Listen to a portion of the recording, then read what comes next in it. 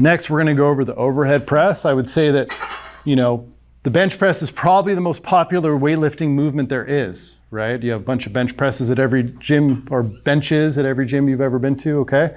And here I would say, if you were to ask me, what do we as a program at least initially emphasize more, it is the overhead press, right? And that's partly because we're standing, like I just said, okay? If you can pick something up and put it overhead, you're pretty strong, you have really good balance, all right? So we're gonna learn that now. Anastasia's gonna do this like a boss. So the first thing that we're gonna do is we're just gonna learn the rack position, and we're gonna learn the finishing position, okay? So we're gonna learn how to hold the bar when we step out, and we're gonna learn how to hold the bar overhead, all right? So to find your grip width on the press, and you can all move and come over so you can take a look at me and see this, all right? What I like to say is we're gonna use our zombie arms here, and we're gonna approach the barbell, okay? I want my arms straight out in front of my shoulders, okay? And now we're just gonna rotate our thumbs down as if we were gonna make a diamond like Jay-Z. Anybody a Jay-Z fan? Okay, Hova, put the rock up, right? In this case, we're putting the rock on the barbell, all right? You can also think of the bar sitting in your lifeline if you like to go get your palm read, okay? Or it's actually just sitting between the two eminences of the palm. So zombie arms, I rotate my thumbs down. I'm gonna feel them lock in between the two eminences of the palm there, and then I'm gonna make my grip, okay? Now, what I like to say is that we're gonna think of the wrist is now fused. It is frozen in place, it does not move. My elbows move, I'm gonna come in and stand up with the barbell. Okay, you notice how my elbows are slightly in front of the bar, my forearms are vertical, my wrists are not bent, okay? All right, so Anastasia, come on over. So take a step back, you're gonna stand like a zombie. Go ahead, walk forward to the bar. So you notice I was about at the edge of the knurl, and she's gonna be a little bit in from there. That's roughly where we're gonna be. And then we can adjust individually as we go.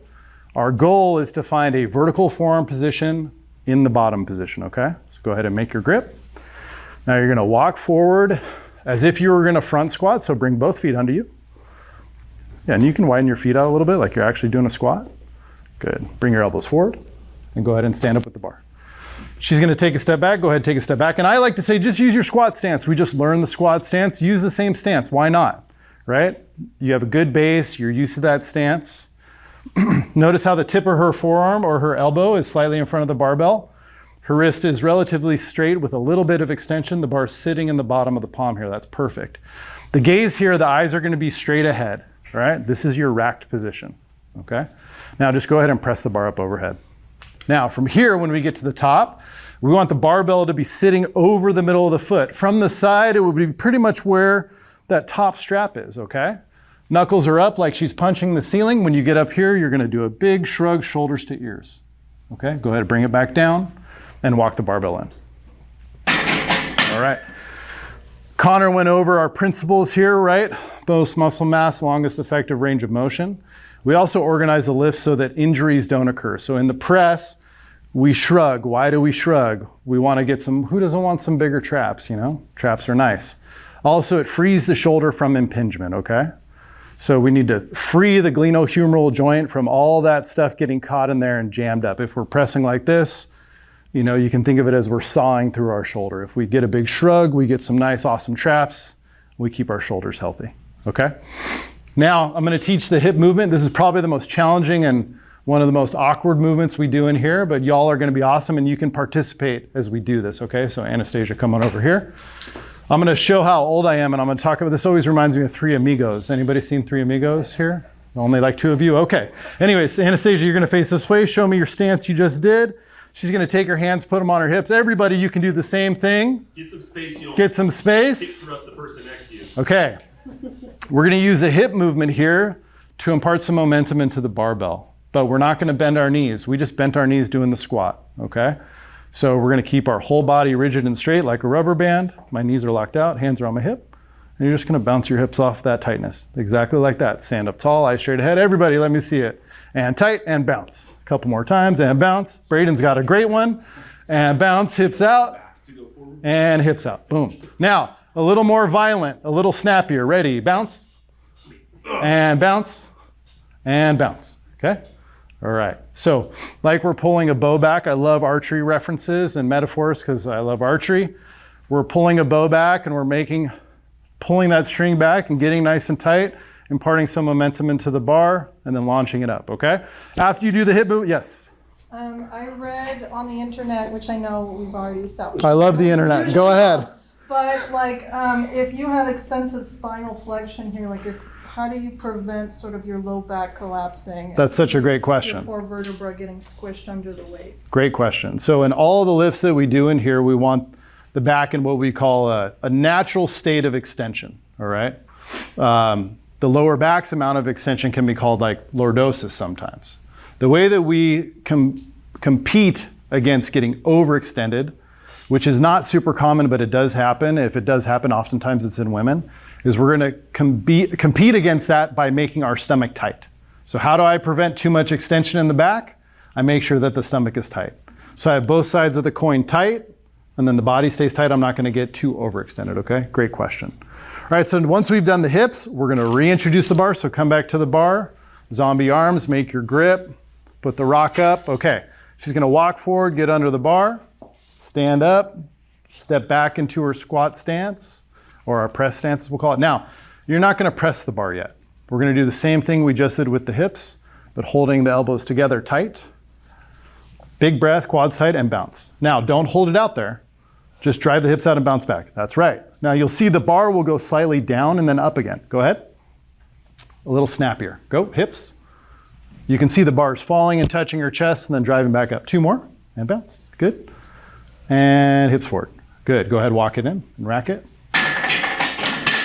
All right. So now we're gonna put the whole thing together. I'm gonna tell you right away, besides the power clean, this is probably the most technically challenging movement that we do. All right. So if you don't get it right away, don't beat yourself up. If your coach that you're with on the platform says, hey, for today, Patrick, we're gonna show you how to strict press so we can get that bar path really nice.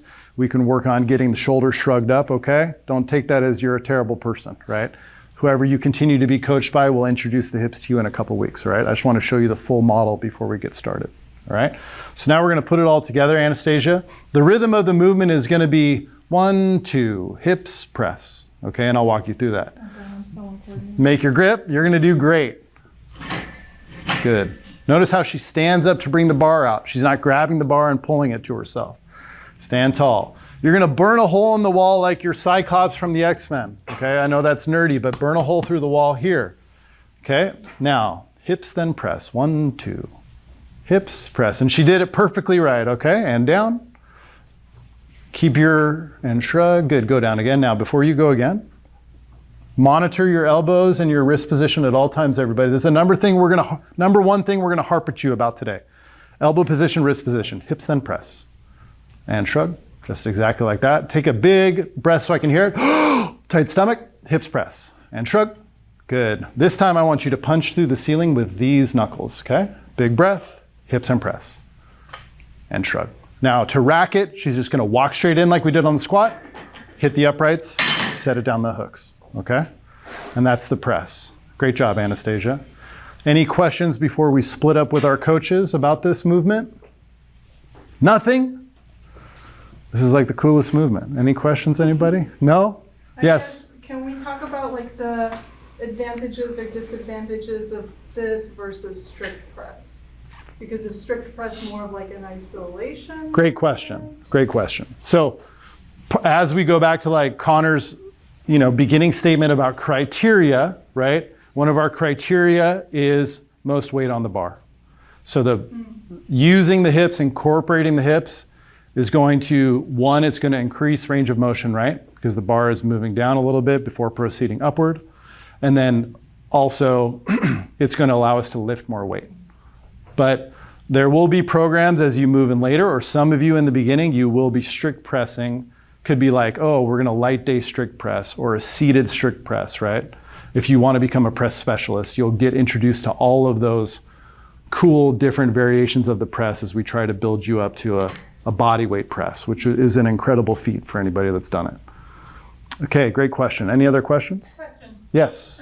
In the starting strength book, there are some things that they say don't do this just to put more weight on the bar because it's cheating, and there are some things that are like if you do this it'll help you put more weight on the bar, which is good. So like the hip bounce is one that's good. Yeah. Bouncing your deadlift at the bottom is bad. How do you know which little nuances like that let you put more weight on the bar are like not actually helping you build strength versus helping you build strength. Does that make sense? That's Yeah, something- great question. So I would say like in initial programming, right, we wouldn't introduce something like a push press because the amount of movement in the knee is really variable, right? So we don't know how much leg you're using comparatively to how much upper body you're using, right? Initially. Now later in advanced programming or intermediate programming, you could see more things like that. In the deadlift, we want to work on the concentric phase of the deadlift. And also it's called the deadlift for a reason. Whoever coaches that platform, they'll go to that in depth, but we want to start from a dead stop. So that would be why the bouncing is not appropriate, right? A bulk of that work is done especially in the beginning, getting to break that from the floor, breaking the bar from the floor without having momentum, okay? So that's a really good question. So I would look at like, always filter those questions through the 3 criteria. That's what I do. Does it meet these criteria? Most muscle mass, longest effective range of motion, most weight on the bar, and then why? And why is it okay? And then if you still get stuck, ask a coach or something like that. Cool. Any other questions? These are great questions. Man, these are like some of the best questions I've ever been asked, honestly. I thought these were fed to them prior. Yeah, who's paying you? This is wonderful.